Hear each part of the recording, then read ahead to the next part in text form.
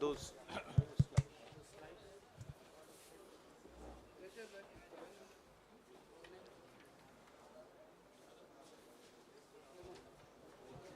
Who else? Yeah, yeah. नमस्कार साथियों, इस विशेष प्रेस वार्ता में आप सभी का स्वागत है। एक अत्यंत महत्वपूर्ण मुद्दे पर अभी राहुल जी आपको संबोधित करेंगे। Rahul ji. Are they going to put this stuff up here? Srivatsa? Are you putting this up here? नमस्कार, कैसे हैं? आप थोड़े शेल शॉक्ड लग रहे हो। ये कांग्रेस पार्टी ने क्या कर दिया, कैसे कर दिया? हाँ, अच्छा इसी के कारण है ये। अच्छा अच्छा, ज्यादा लोग आ गए। Okay okay. नहीं देखिए, आज हम बड़ी इंपॉर्टेंट चीज के बारे में आपको कहना चाहते हैं। पहली बार हमने नोट किया कि चुनाव के समय प्रधानमंत्री ने, होम मिनिस्टर ने और फाइनेंस मिनिस्टर ने स्टॉक मार्केट पर टिप्पणी दी। प्रधानमंत्री ने 2-3 बार, 4 बार देश को कहा कि स्टॉक मार्केट तेजी से आगे बढ़ने जा रही है। होम मिनिस्टर ने सीधा कहा कि 4 जून को स्टॉक मार्केट आसमान में जाएगी, लोगों को खरीदना चाहिए। और यही मैसेज फाइनेंस मिनिस्टर ने दिया। फर्स्ट, ये आज थोड़ा हम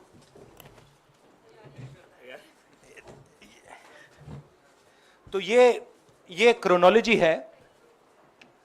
अमित शाह कहते हैं बाय शेयर्स बिफोर 4 जून। 19 में नरेंद्र मोदी जी कहते हैं stock market will break records on June 4। फिर 28 मई को रिपीट करते हैं। 1 जून मीडिया झूठे एग्जिट पोल रिलीज करती है।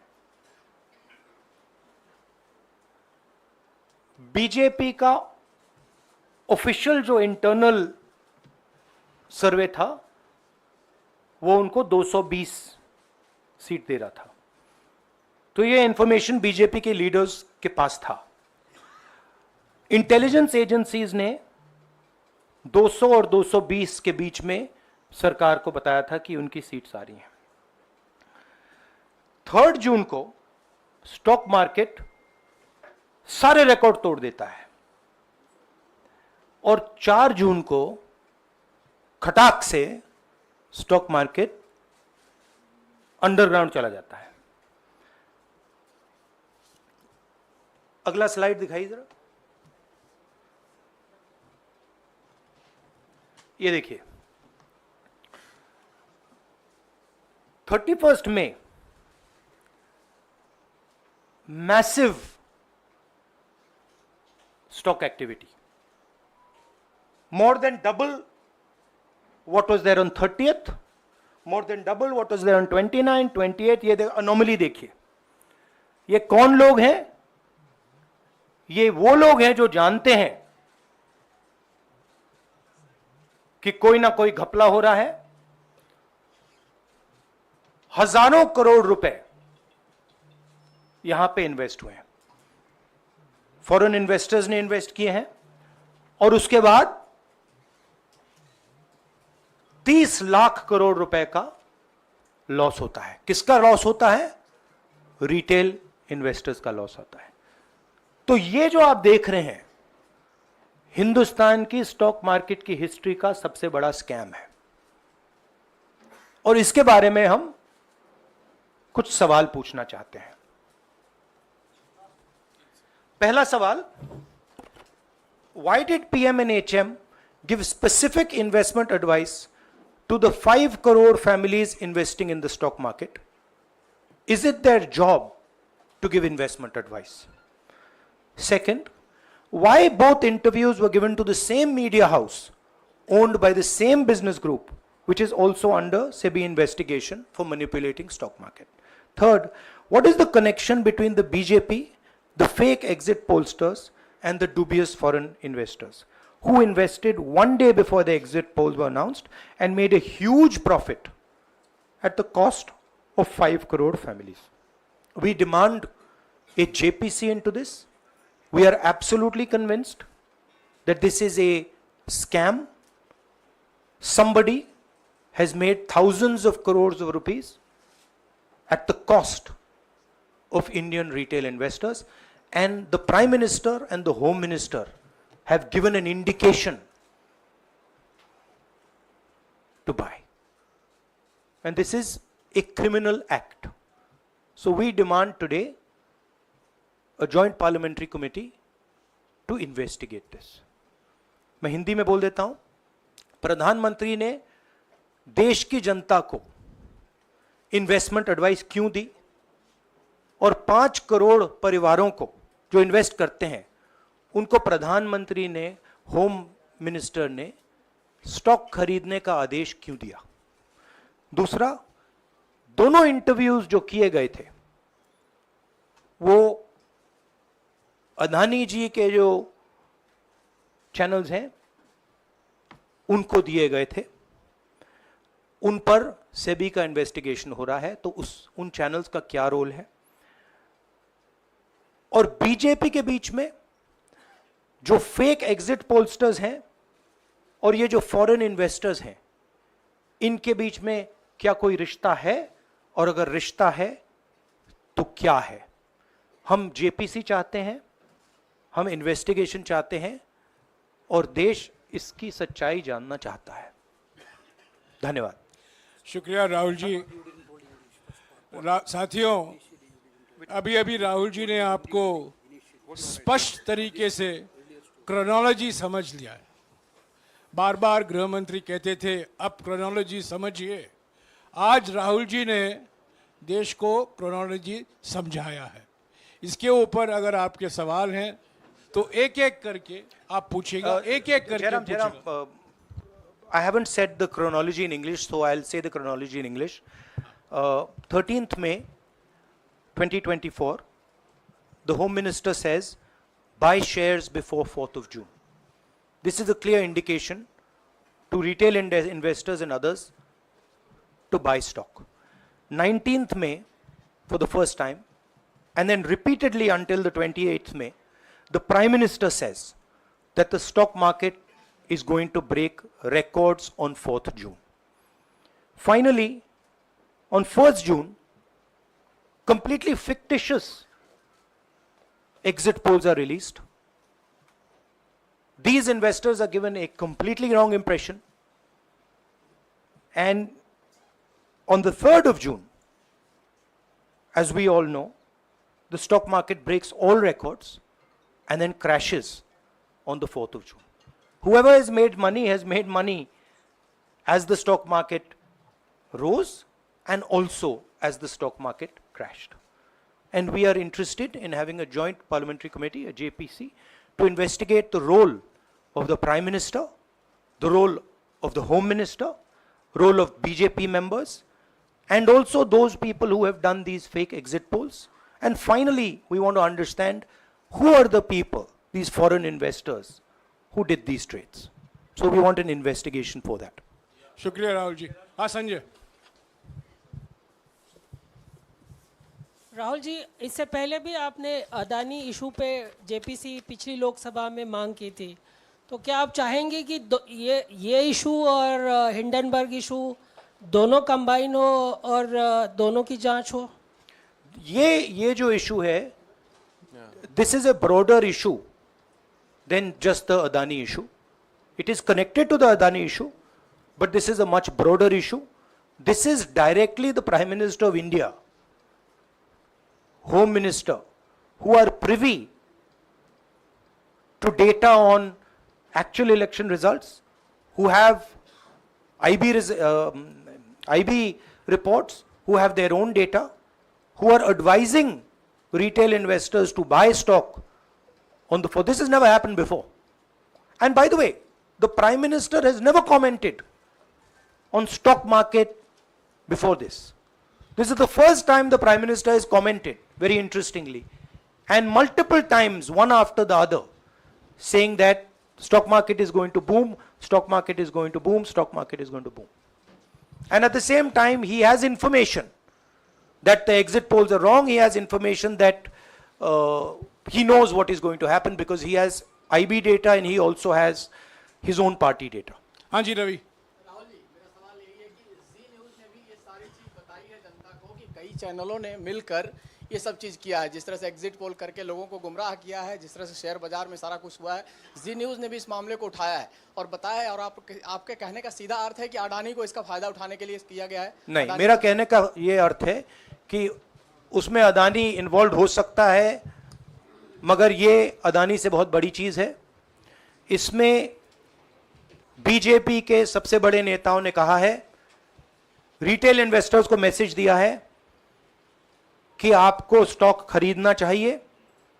उनके पास इंफॉर्मेशन थी कि एग्जिट पोल्स गलत हैं, उनके पास इंफॉर्मेशन थी कि बीजेपी को फुल मेजॉरिटी नहीं मिलने वाली है, और वो जानते थे 3 जून को और 4 जून को क्या होने वाला है। कितने का 30 लाख, कितना 30 लाख करोड़ का नुकसान हुआ है? कितने का 30 लाख करोड़ रुपए का नुकसान हुआ है और हजारों लाखों करोड़ रुपए का चुने हुए लोगों को फायदा हुआ है। और हम इंक्वायरी चाहते हैं प्रधानमंत्री पर, होम मिनिस्टर पर, जिन्होंने एग्जिट पोल किया उन पर, और ये जो फॉरेन इन्वेस्टर्स हैं उन पर। हाँ शेमिन।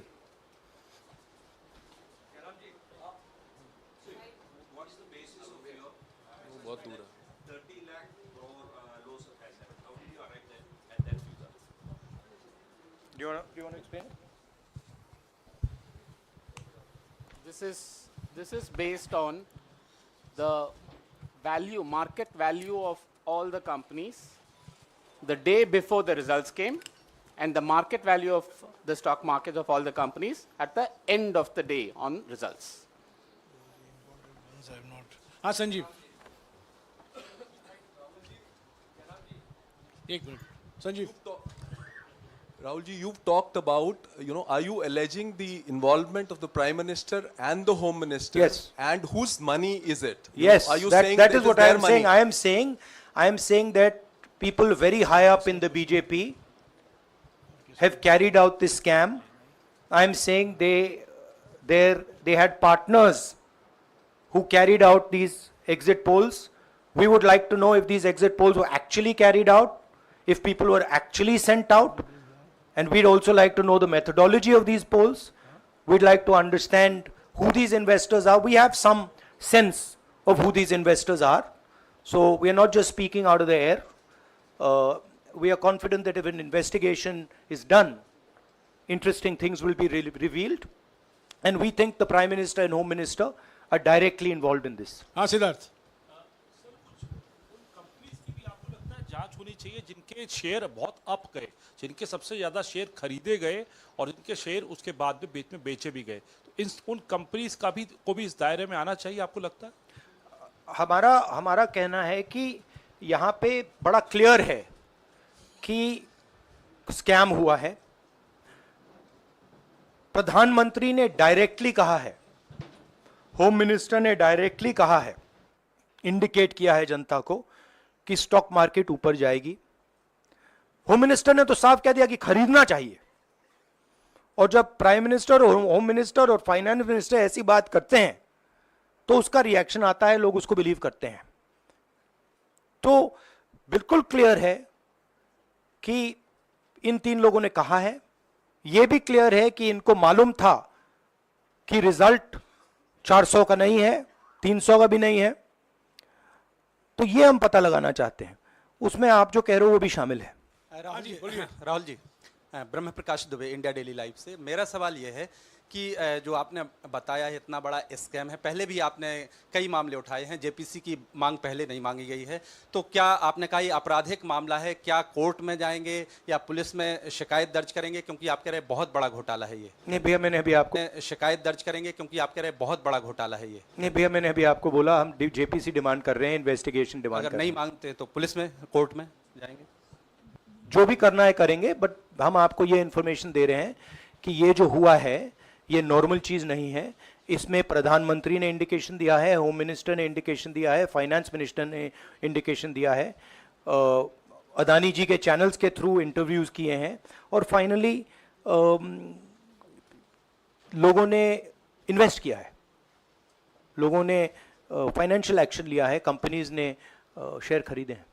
इसी विषय पर एक मिनट इसी विषय पर, इस स्टॉक मार्केट घोटाले पर ही हम सवाल ले रहे हैं। मौसमी, इसी विषय पर कीजिएगा बस। एक मिनट, आ रहा हूँ यार, एक मिनट। राहुल जी, एक करके आ रहा हूँ यार। राहुल जी, हम लोग ने पहले भी देखा है कि आप लोग ने कई बारी जब सेशन होता है तो सत्ता पक्ष और विपक्ष आमने सामने होता है, जेपीसी की मांग होती है और सेशन पे सेशन वॉश आउट हो जाते हैं और जनता का पैसा वेस्ट होता है। तो क्या आपको ये तो लगता है बीजेपी की लाइन है।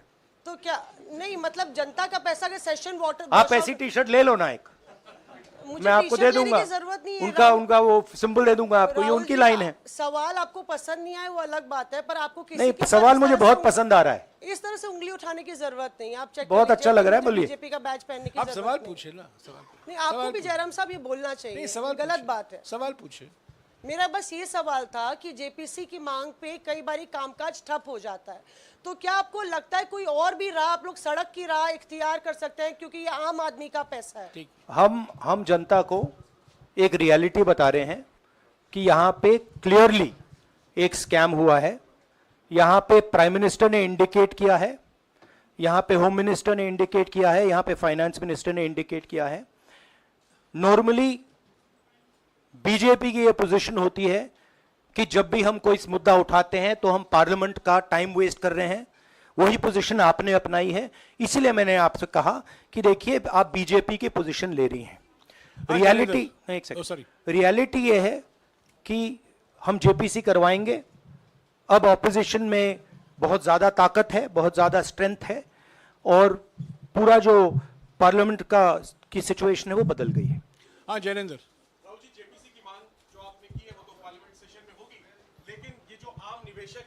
देश भर के जिनका 30 लाख करोड़ डूबा है, उनमें कर्नाटक के, तेलंगाना के, हिमाचल के भी लोग होंगे। तीनों राज्यों में आपकी सरकार है, क्या राज्य की जो जांच एजेंसी है उसके जरिए आप जो उन राज्यों के निवेशकों का कम से कम पैसा डूबा है, ये जो आप पूरे नेक्सस की बात आप कर रहे हैं, गुमराह करने की बात कर रहे हैं, क्या वहां से कोई कार्रवाई की हम उम्मीद कर सकते हैं? सोचा जा सकता है, बट ऐसी चीज के लिए शायद जेपीसी सही औजार होगा। हाँ Ranjita, last question, Ranjita, okay, Mohit is asked, Ranjita यार आप पूछते रहे। मोहित चलो। आपको ऐसे सर मैं इज अपसेट सर मैं मोहित आपने चमत्कार किया, पूछ लीजिए। सर मैं मोहित हूँ, न्यूज नेशन से। नहीं जानता सर लगातार पिछले घोटालों में भी आपने जेपीसी की बात की थी, आपने हर जांच की बात की, और ये एक बड़ा घोटाला सामने आया, इसमें भी आप जेपीसी की मांग कर रहे हैं। कितनी उम्मीद है कि लोग जेपीसी की ये लागू करेंगे? आपको क्या लगता है कि ये जेपीसी लागू करने वाले, अगर नहीं करेंगे फिर क्या करेंगे आप लोग? नहीं, हम प्रेशर लगाएंगे, डालेंगे, बट मुझे लगता है कि जो पहले राजनीतिक सिचुएशन थी, जिस इम्प्यूनिटी के साथ प्रधानमंत्री पहले काम करते थे, मुझे लगता है वो अब खत्म हो गया है, तो दूसरा नतीजा आएगा। राहुल जी, ये आखिरी है क्या, और दो लेंगे? ये आखिरी है, आखिरी नहीं, आखिरी हो गया, इन्होंने कह दिया आखिरी। ओके रंजीता।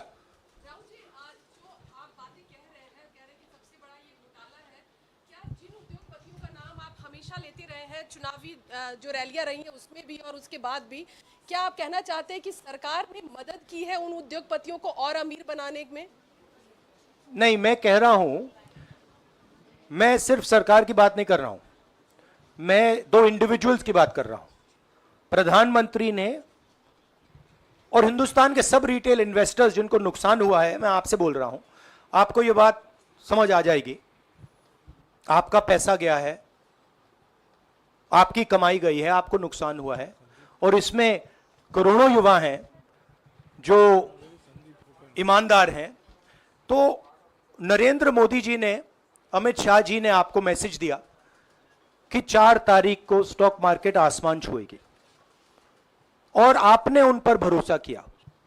मगर सच्चाई यह थी कि नरेंद्र मोदी को मालूम था कि 4 जून को स्टॉक मार्केट आसमान नहीं छुएगी। 4 जून को स्टॉक मार्केट का जबरदस्त नुकसान होने जा रहा है, क्योंकि उनके पास इंटेलिजेंस की रिपोर्ट थी और बीजेपी का जो इंटरनल असेसमेंट था 220 सीट का, वो उनके हाथ में था। तो मेरा यह सवाल है, और मैं आपसे इन्वेस्टर से कहना चाहता हूं कि आपको जो चोट पहुंची है, जो आपको दर्द हुआ है, वो चोट नरेंद्र मोदी जी और अमित शाह के बयान ने आपको पहुंचाई है। और हजारों करोड़ रुपए किसी ना किसी ने चोरी किए हैं, वो आपके जेब से गए हैं, रिटेल इन्वेस्टर्स के जेब से गए हैं। तो मैं चाहता हूं, आपके लिए बोल रहा हूं, मैं आपके लिए बोल रहा हूं कि इन्वेस्टिगेशन होना चाहिए, पता लगाना चाहिए कि प्रधानमंत्री जी ने, होम मिनिस्टर ने आपको यह गलत इंफॉर्मेशन क्यों दी, और ये कौन लोग हैं, इन्वेस्टर्स जो हैं, फॉरेन इन्वेस्टर्स हैं, जिन्होंने इस दिन फायदा उठाया। ये देखिए ग्राफ है, ये रेड चार्ट जो है, इसको देख लीजिए। ये नॉर्मल ट्रेडिंग है, ये नॉर्मल ट्रेडिंग है, ये ग्रे वाली नॉर्मल ट्रेडिंग है, और ये जो ट्रेडिंग है, ये अबनॉर्मल ट्रेडिंग है, ये 2-3 गुना है, और फिर ये हुआ है नुकसान। तो ये नरेंद्र मोदी जी और अमित शाह से मैं पूछ रहा हूं कि आप में इसमें आपका क्या रोल था, और रिटेल इन्वेस्टर्स के लिए पूछ रहा हूं, आपकी मदद के लिए, आपकी मदद करने के लिए पूछ रहा हूं, और इन्वेस्टिगेशन होगा तो आपके लिए होगा। धन्यवाद, शुक्रिया। Thank you.